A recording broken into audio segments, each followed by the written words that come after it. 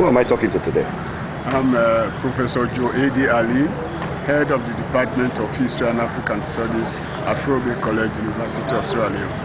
Mr. Ali, what was it like during the war in Sierra Leone? It was a very terrible experience.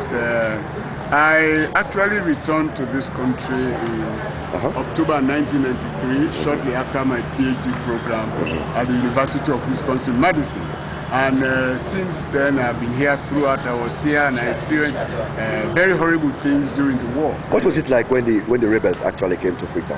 Oh, it was a very bad experience. You know, where were you? I was at Loene College, and a lot of colleagues were at Loene College. The university was still functioning during the war, but we had to stop operations during the AFRC junta period. Did they come to Loene College, the rebels? Several times they invaded that campus, and it will interest you or surprise you to know that in fact we were forced to organize a civil militia on campus. For the first time in our lives, and in particular my own life, I was forced to handle a gun. We had to get guns to defend the university from rebel attacks.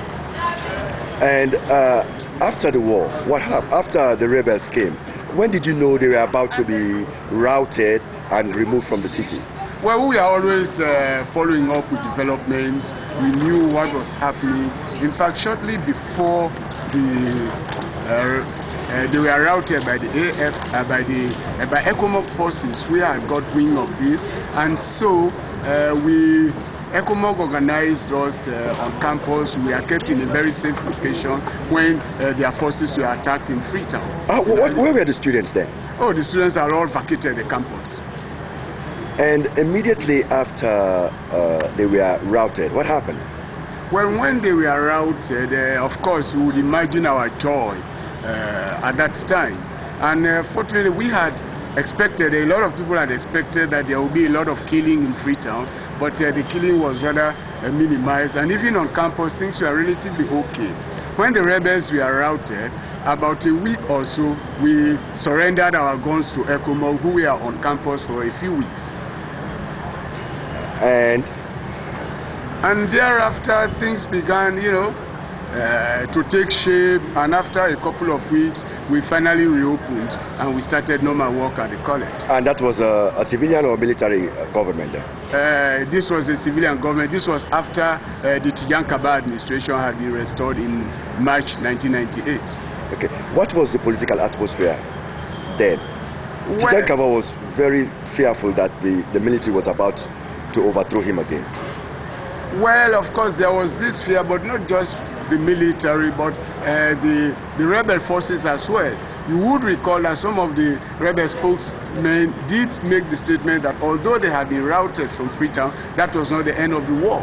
And so there was still this fear that someday, somehow, they would return and devastate Freetown. Okay. And indeed, that was what they did on January 6, 1999. And when they came, what happened? Oh, it was a very terrible experience. You would imagine at about 2 in the morning we were woken up with this loud noise and we said, oh, never again. But then this was the situation. And in fact, in very many ways, the January 6th invasion was worse than what happened during the FRC era. And after that, the government went in exile. Who was the government in Freetown? Well, the government went in exile during the AFRC period, that is May 1997 to February 1998. When they came back, well, there was really no government as you would imagine. There was the AFRC, of course, that was parading as a government, but the Tijankaba administration was operating from exile in Conakry. When they came back in March 1998, and then in January 1999, the rebels struck again. This time there was, actually no government in the country for all practical purposes for about a week or two.